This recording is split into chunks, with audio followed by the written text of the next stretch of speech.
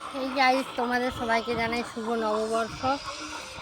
আর আমাদের শুভ নববর্ষে নতুন জামা বা কোনো মাংস টাংস খাওয়া হচ্ছে না, কারণ আমাদের একজন খুব কাছের মানুষ, আমাদের সম্পর্কে দাদু হয়, তিনি আমাদের ছেড়ে চলে গেছেন। তো এখন তার অসুখ চলছে, তো আমরা নতুন জামাও পরিনি আর কোথাও বেরোয়নি সেরকম। ওই দূর দিকে একটু আর কি একটা হরিনাম হচ্ছে অষ্টম পর, তো সেখানে আমাদের যাওয়া চলবে না, ছোঁয়াচ ঠাকুরের যতই হোক সবাই আছে। তো তো চলো তোমাদের সবাইকে জানাচ্ছি শুভ নববর্ষ। আর এই যে এখানে তোমাদের দাদাভাই বসে আছে, ফোন দেখছে। একটু হাই করো সবাইকে।